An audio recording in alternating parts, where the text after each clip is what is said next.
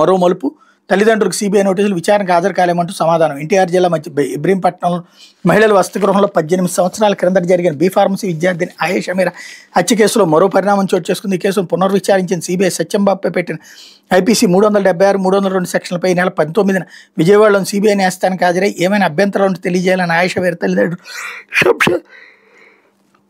శంషాద్ బేగం, సయ్యద్ ఇక్బాల్ బాషాలకు నోటీసులు పంపింది. ఈ కేసులో సీబీఐ నివేదిక వివరాలు తమకు ఇవ్వలేదని, కోర్టు విచారణకు హాజరు కాలేమంటూ ఆయేషా తల్లిదండ్రులు సమాధానం ఇచ్చారు.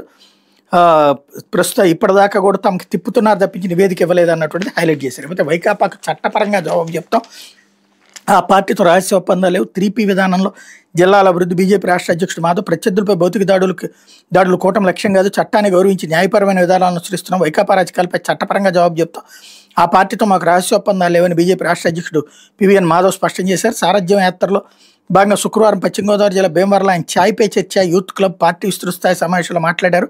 వైకాపాతో కలిసి ఏనాడు పనిచేయలేదు, వాళ్ళ వ్యవస్థలు నాశనం చేశారని ధ్వజమెత్తారు. జిల్లాల ప్రత్యేకతలను అనుసరించి పర్యావరణం, పర్యాటకం, పరిశ్రమ విధానంలో అభివృద్ధి చేసేలా కేంద్ర రాష్ట్ర ప్రభుత్వాలు సమన్వయంతో ముందుకు వెళ్తాయన్నారు అన్నటువంటి వార్తని హైలైట్ చేశారు. అయితే పొగాకు